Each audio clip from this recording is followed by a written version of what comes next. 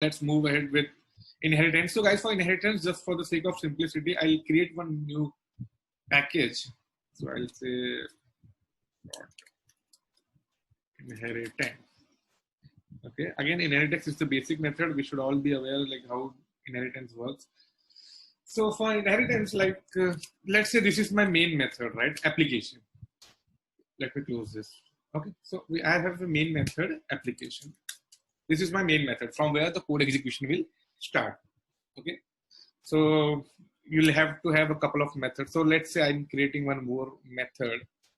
Okay, so we can create a class. What would be the name of? So you can create car, any. So let's say automobiles. Okay, so it's a generic, right? As I explained you on the first session, in classes and object, everything is related in Java to classes and object, right? Everything is an object, but those objects are grouped into terms of classes, and classes are blueprints. So within automobiles, we can say we can have car, we can have bike, we can have auto rickshaw, we can have bicycle. There are many other things. So let's create a class automobile. Simple automobile. Okay. Now this is the main class, right? So I'll say automobiles. Okay. This is the class, and I can create an object. So I would say automobiles.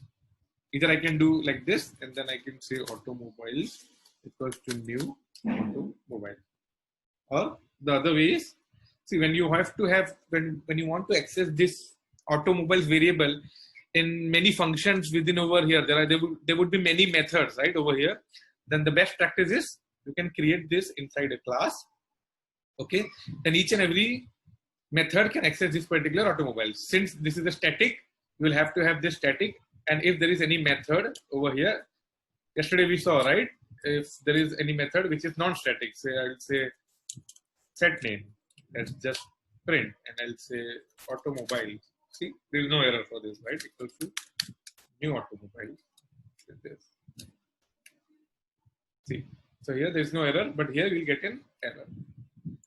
Okay, so let's say for the sake of simplicity, currently we'll say, or the other way is you can directly use, you can say automobiles equals to directly on the same line, new automobile. Okay, so now I have created an instance of automobiles. So now when I say automobiles dot, so guys, there is no variable in automobile class and there are no methods in automobile class, right? Still we are getting some methods, dot equals, get class, hash code, notify, toString method. There are a lot of methods, right? We are getting these methods already. We didn't created any of these methods into our class. Still we are getting these particular methods. And how is that? These methods are inherited actually from a class object. So basically in Java, if you see any class you create, so the super class of all class is your object. Okay, so the base class, the parent class or the ancestor class, I would say, is object, and these methods are coming from object class. So as of now, automobiles, this particular object has nothing. Okay, nothing of its own. Okay, so now what we can do is we can create an method. So let's say I'll go to automobiles and I can say this automobile can have a price equals to something. Let's say 100. Okay, and then you can say this automobile can have some methods, right? Automobiles can have some methods. So one of the method I would say is you can write what can be the method. You can say start. So you can write a public void start. Okay, this is one of the methods. And when I say, you can write starting automobile. Okay, starting automobile. So and you can have one more method. You can say public void stop, and you can say so and say automobile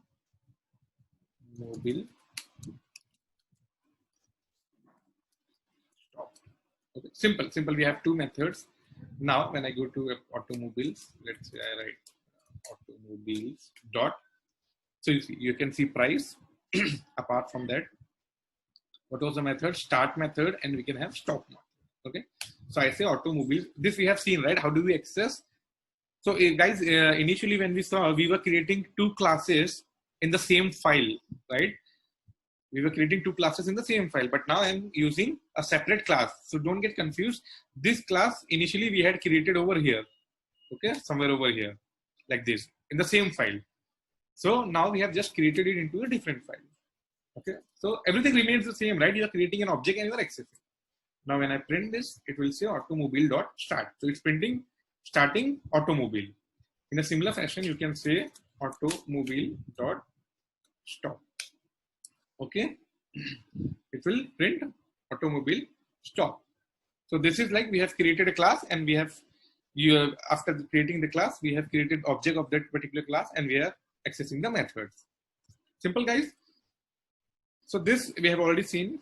Now what we can do is we can create one more class. Let's say I have one more class over here, and let's say that particular class name is bike. Okay, bike is one of the type of automobile. So guys, now if you see, there is no method in bike, there are no variables. Okay, but still I can at least create my object over here, right? So I will say, see, I'm getting bike. This is the object bike equals to new bike.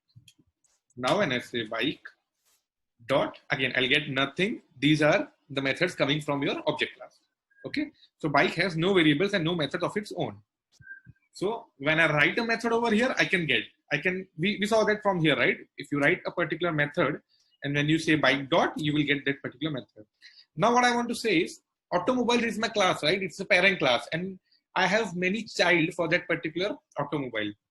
So like we are children of our parents, right? So in a similar fashion, let's say automobiles is a parent, and within automobile, what can you have? You can have bike, you can have car, you can have bicycle, you can have truck. There are a lot many stuff which you can have, right? So I can say extends. Now what is extends? Extends is a keyword wherein you are specifying that this particular bike, it is extending automobiles class. That means automobile is the parent, and we are extending this particular automobile class, and bike is the child of this particular parent. Okay, so bike is the child of automobiles.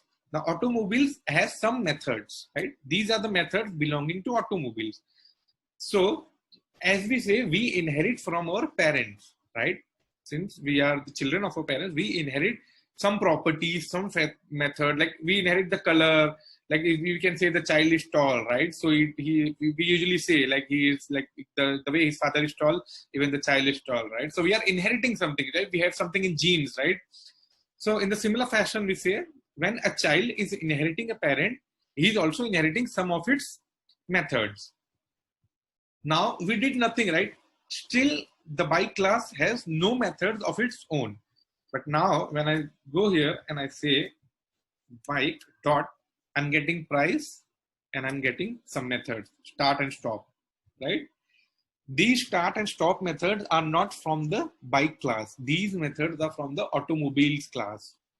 Are you getting my point, guys? See, this is very important to understand that which particular method is getting called. Otherwise, it will be all jumbled up on later when you actually start working on different classes and various inheritance levels. So we need to understand when I say bike dot start, this is calling a method in automobiles. And why is it calling a method in automobiles? We have created a object of bike class, right? So ideally, it should call only methods which are available in bike class. But now we can see it is also calling methods which are available in the automobiles class. The reason behind this is bike class is extending automobiles, and bike class, so bike class is a child of automobile class, and that is why when I say bike dot, so it is able to access the methods of parent class. Guys, this is the base. You need to understand how we can access the methods of a parent class. Okay, so there are the usual ways we create an object of parent class automobile and we say start and stop. But now let's say, why are we creating this relationship parent and child? Because let's say we have the same method start and stop. Even the bike can start, right? Even the bike can start, bike can get stopped.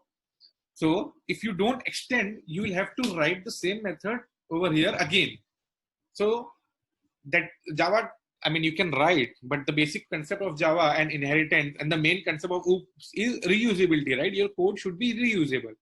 So if you keep on writing the same method in n different classes, that is not reusable. Plus, there would be a lot of maintenance efforts. If you want to change something, you have to change in each and every class. But since this is a main method, start, it applies to all the members. I can say all the childs within this particular, we can have this method over here in the parent class and everyone can access it. Okay. So now, if I want, the best part of this is in the child class, we can have few of the methods from the parent class, and also it can have its own method. Okay. And meanwhile, guys, the time remaining is 2 minutes. So if it gets disconnected, we'll join back in using the same link. Okay. So now, what are the features? In child class, we'll have some dedicated feature which belongs to the child class. For example, bike. What are the dedicated feature for bike? Let's say bike can go on side stand. Okay, so I'll say public void side stand. Okay, now car cannot be on side stand, right? But bike can be on side stand. So we are not creating that particular method into automobile. We'll create that into bike. So now I will say bike is on side stand. Okay. And now if I go here, I'll say bike.start. Then again, I'll try to access the bike.stop. And then I'll say bike.what was that? Side stand. Now let's print this.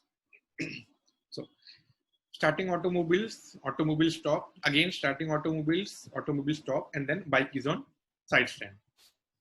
This particular method came from bike class.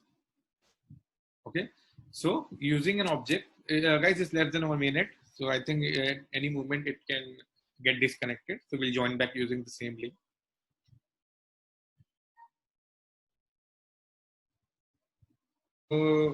So we saw how we can create a child class using a keyword extend. Now all the methods for this particular automobiles can be accessed when we create an object of bike class.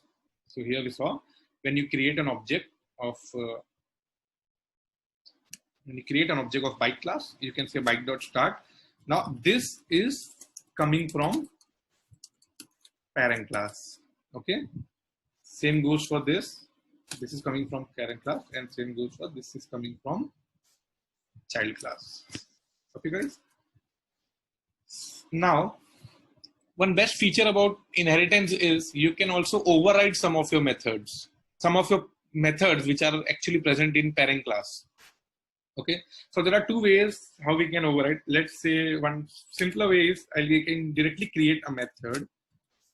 The syntax and in the signature of that method, signature is like the public, return type, arguments, all these contribute to signature of a method. The signature of a method should be same as we have in your parent class. So it's public void start. So I'll say public void start. Okay, this method is already present in your parent class. Okay, guys. See, as soon as I printed this, see, it's giving you something. Overrides, right? Because this particular, let's say if I say start 1, see, there's nothing, right? When I say start, it says that this particular method you are overriding. So now when I say, let me say, what did we printed? We printed starting automobiles, right? So now I'll say starting bike, right? Because this is specific to your bike class. And so guys, keep this, let me keep this output over here. Okay. Let's keep this output. Okay. Now, when I say I want to run this application.java, okay. Now, when I compare this, see, this was the earlier output, right? Starting automobiles remains same, automobile start, stop. And then it says, earlier it was starting automobiles. Now it's saying starting bike. Rest, everything remains the same. This particular statement has changed, right? And what's the reason behind changing of this particular statement? It's because there was already a method as start, which was present in the parent class. What we did is we have used the functionality of overriding in Java. So we have overridden that particular method, which was present in parent class, and we have now created an overridden method in the child class. So when I say from here, when I say bike dot start, now this is not coming from parent class. Earlier it was coming from parent class. So always the preference is given to the proximity, like which one is the nearer class, right? Which is the calling class, it would be accessing that particular class method. So if we say bike dot start, it will go here and it will say bike dot start. Okay, I have a method over here in the child class and it's start method. So it will print this. Okay, guys, this is clear. Overriding. Now, there is one more way. This is, I think, I'm not sure. I'm using Mac with Eclipse. So obviously Eclipse has this particular method. The editors ID, I'm not sure if they provide this. Maybe I haven't done research. So if you go on source and if you say override implement method, can you see this? You go to source and you say override methods. Now, what are you getting?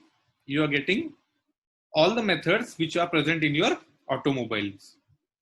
Okay, you're getting all the methods. Since object is always, as I said, each and every class is your child class of object class. So this is the topmost parent class. So here, bike is extending automobiles. So automobiles has a function. We have already used start function, right? Start method, right? So now the only method is stop. So I can say stop. I want to create an overridden method of stop. And I'll say okay. Okay. So now again we have, this is an auto generated, right? We don't have to write public void, and instead of writing manually, you can use this inbuilt feature of Eclipse. So you can say public void stop, and you can, here, this is a default @override tag. So guys, now, even if you don't use @override, this will work. Okay. But what is the help of this particular override? If I say stop 1, it's giving you an error. It's saying the method stop1 of type bike must override or implement a super type method. So basically there is no method stop1 in my parent class. So guys, try to understand the benefit of having @override. Okay, even if you don't write, it works, but what is the benefit? Now we are overriding this start method of parent class. Okay, we are trying to override this method, right? From of parent class, we are trying to override from child class. So I can say public void start, fine. Now let's say if I write start1, it's not giving me an error, right?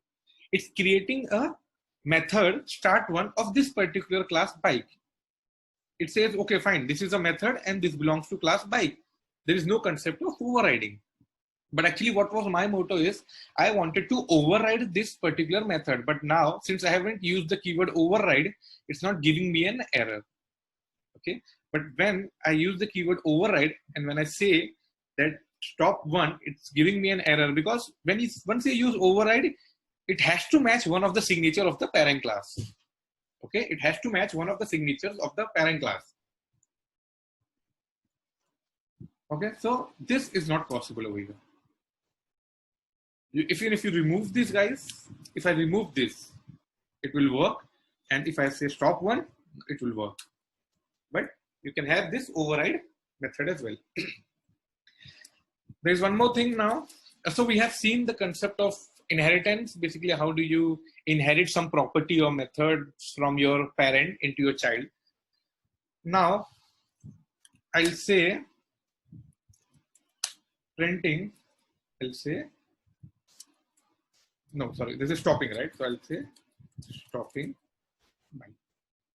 Now in application.java, when I run this, it's a stopping byte. So this is overriding the parent method. Okay. Now let's assume if I want to print the message from, if I want to access this particular method. Okay, guys, I want to access this particular method from child class.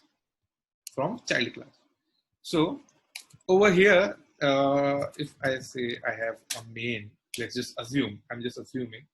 So we have a main, and if I say stop, okay, I'll have to create all this thing. So let's just assume, right? We have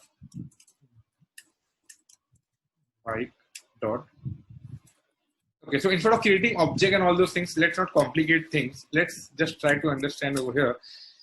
This particular stop is a method within this particular bike.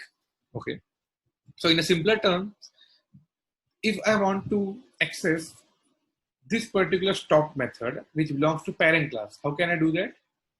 I can say super. There is one way wherein you can create an object, right? You can create an object of that particular automobile. So what you can do is you can create the way we are accessing it over here, right? How are we accessing start method? We are creating an object of automobiles and we say automobile.start. Okay, simple. But yeah, we can use the same thing over here as well. You can create an object, but since we are already extending this particular class, right? We are already extending this particular class and we are child of automobile. So we can say, instead of creating object, we can say super dot. Super is a keyword, and using super, you can refer the methods of the parent class. Okay, using super, you can refer the variables of the parent class. So you can say super dot stop. Now, when I run this, when I go to application.java and I run this, so it's saying starting bike, stopping bike, and automobile stop, right? So earlier it was only stopping bike. Now it has printed one extra statement, that is automobile stop. So it's after printing this, it's saying super.stop. So what it will do, it will go over here and it will call this particular method, automobile stop. Once this is printed, then it will go further in execution. Okay, so this is the use of super keyword. So how we can access a particular method which belongs to a parent class, and if I want to access that, the name, so if I want to access method of parent class, you can use a keyword called a super. Super can also be used to access the variables, right? So we have price. Okay, so you can assign something over here and you can use price variables. So super can be used for other stuffs as well, not only for methods. Okay, so guys, I think we have seen the use of super keyword as well.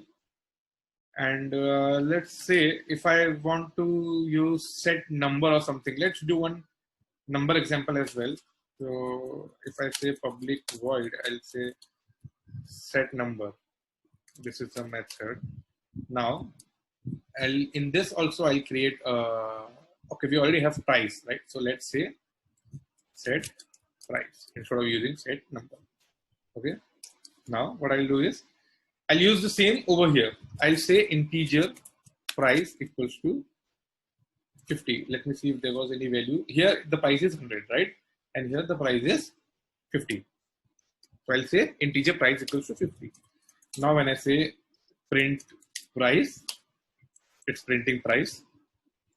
Okay. And now when I say print, and if I want to print the price of automobile class, right? I don't want to print the price of my child class. I want to print price of automobile. So what I'll say super. I'll say super dot and price. Okay. Now when I print this, it's printing. Okay. So guys, it's not calling. So I'll have to use call over here. Right? So I'll say by dot price, set price. Okay, I'll say bike dot set price. Now when I run this, it's saying 50 and then it's saying 100. So 50 was the value which came from price, which is this value. And when I wanted to access this particular variable from my parent class, it's saying super dot price. Okay guys, so I think the plan for today was to cover string builder, string format, inheritance, use of extends, and use of super keyword. So I think we have covered all the way we can use extend and the way we can